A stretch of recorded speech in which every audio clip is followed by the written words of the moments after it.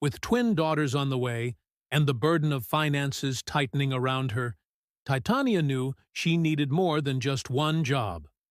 When she saw an opening for a janitorial position at Sanders Enterprise, she didn't hesitate, even if it meant working long nights after her flower shop shifts. The job was grueling. After standing on her feet all day, she spent her evenings mopping floors and emptying trash bins in the corporate hallways. At 7 months pregnant, carrying twins, every shift was an uphill battle against her aching body and bone-deep fatigue. But she pushed on, fueled by the love she already felt for her unborn girls. One quiet evening, thinking everyone had left, Titania pushed open the door to a new executive office to clean. She froze in her tracks. A tall, handsome man sat behind the desk, looking up in surprise but offering a gentle smile. His tie was loosened, and dark curls fell casually over his forehead. "It's okay," he said, closing his laptop. "I'm Charles Bloomfield, just finishing up some work. You must be the new night staff?" Titania's cheeks flushed with embarrassment. "I'm so sorry. I didn't mean to interrupt. I thought the office was empty." Charles tilted his head, eyes softening as they fell on her belly. "You're doing this kind of work? In your condition?" She hesitated, but something in his gaze made her feel safe. "I have to. I'm expecting twins. Their father, he's not in the picture. I have no one else. I'm just trying to make it." His expression changed, compassion replacing curiosity. "You shouldn't be carrying this load alone," he said quietly. "Let me drive you home tonight. It's late, and you look exhausted." At first, Titania declined, but after some coaxing and sincere insistence, she found herself in the passenger seat of his sleek black sedan, her heart racing from more than just the baby kicks. From that night on, it became a routine.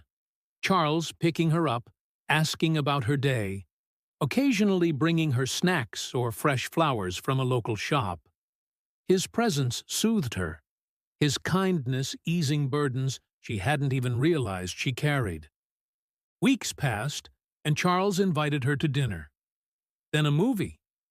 Nothing flashy, just quiet, thoughtful moments that made her laugh again.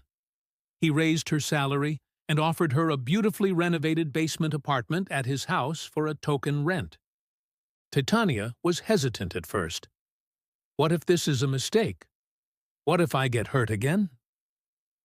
Charles helped her move in, carefully assembling 2 tiny cribs and painting one of the rooms a calming lavender.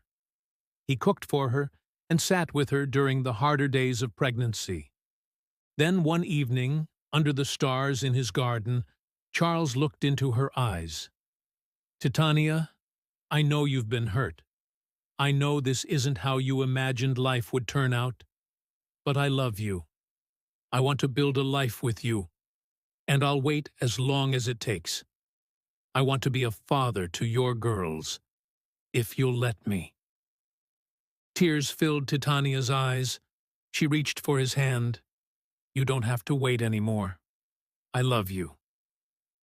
Their wedding was intimate and beautiful, held 6 weeks after the twins were born, in the garden where they had taken so many moonlit walks.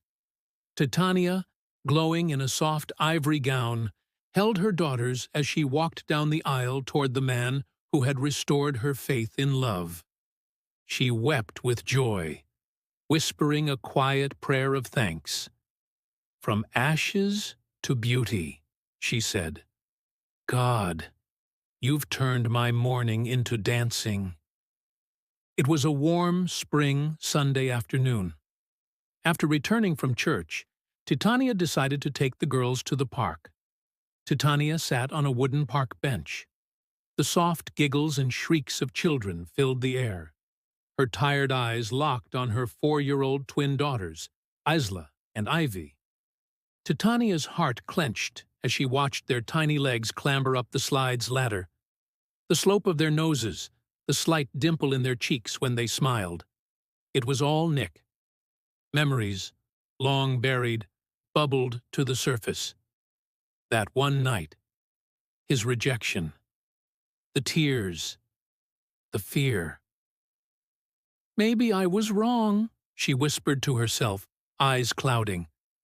"Maybe he had a right to know." But the image of her own father, stone-faced and cold, telling her she was a mistake he could never claim, flashed before her. She had vowed then her children would never know that kind of hurt. She had to protect them. Titania wiped away a tear. Then a voice she hadn't heard in 5 years pierced the air. "Titania?" She turned slowly, her body frozen. Standing just a few feet away was Nick Silverman. His hair was shorter now, but his eyes, those stormy gray eyes, were unmistakable. For a heartbeat, neither of them moved. Shock, confusion, pain. Everything unspoken passed between them like electricity. "Nick!" Her voice cracked. "I can't believe it," he murmured, stepping closer. "It's really you."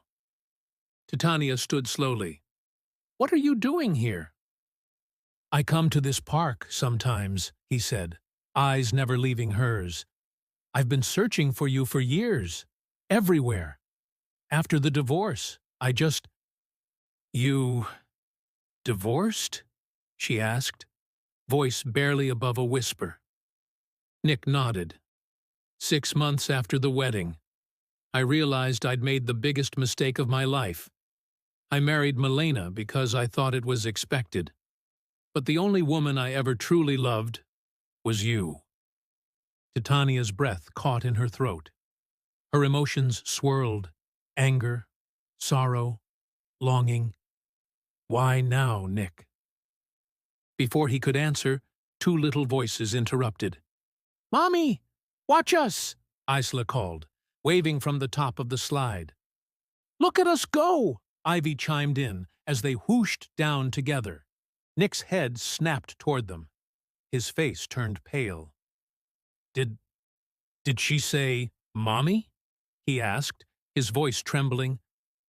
Titania turned, silent. He looked back at her, stunned. "Are they mine?" She closed her eyes for a moment before nodding. "Yes," she said softly. "They're yours." Nick staggered back a step, hand to his mouth. "All this time, you raised them alone?" "I had help, friends. But yes." She wrapped her arms around herself. "I didn't want them to go through what I went through. My father rejected me, had a family he didn't want disturbed. I couldn't risk that happening to them." Nick stepped closer. "But I never would have, Titania. I was a coward back then. I thought I was doing the right thing, but I was wrong. So wrong. If I had known—" Tears slipped down her cheeks. "I didn't know if I could trust you. I didn't know if you knew," she said, her voice breaking. "I know now," he whispered, "and I want to be part of their lives. Yours too, if you'll let me. I don't expect you to forgive me easily, but I'm here. I'm not leaving again." "You missed a lot, Nick," Titania said softly. "I know," he said, stepping closer, "but I want to spend the rest of my life making up for it." She looked into his eyes, the same eyes her daughters had, and for the first time in years, she allowed herself to hope. "Then start by meeting them," she said softly. "Come say hello to your daughters." Nick blinked rapidly, overwhelmed. "I'd love that." Just as Nick began to take a step toward the playground, eager and nervous to greet the 2 little girls who had just turned his world upside down, a familiar voice called out from across the park. "Hey, princesses!" The twins shrieked in delight. "Daddy!" Nick froze. His head snapped around just as a sleek silver SUV pulled up near the curb. Charles stepped out, all warmth and confidence. The twins sprinted toward him, laughing, and he caught them in his arms, one on each hip. Nick slowly turned to Titania, confusion and hurt written all over his face. I thought I was their father." "You are," Titania said softly, her voice trembling. "Biologically. But Charles is the man who's been there for them since the beginning. He's the only father they know." Charles approached, still holding the giggling girls. "Hi, love," he said, kissing Titania's cheek. "You ready to go?" She smiled gently and reached out to touch his arm. "In a minute. There's someone I'd like you to meet." She turned toward Nick. "This is Nick Silverman, the twins' biological father." Charles's smile didn't falter. Instead, he nodded respectfully and shifted the girls so they could look at Nick. "Girls, this is Uncle Nick," Titania said softly. "Hi, Uncle Nick," they chimed, their eyes wide and curious, before they snuggled back into Charles's shoulders. Nick swallowed hard, blinking rapidly. "Hi. It's really nice to meet you both." With the girls wriggling to get into the car, Charles placed them gently inside and closed the door. Then he turned to Nick, speaking calmly and kindly.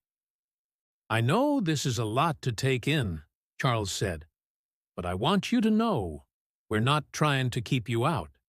If you're willing, we can find a way to let you slowly get to know the girls. They deserve the truth. In time." Nick looked at him, eyes full of regret and awe. "You're a good man," he said quietly.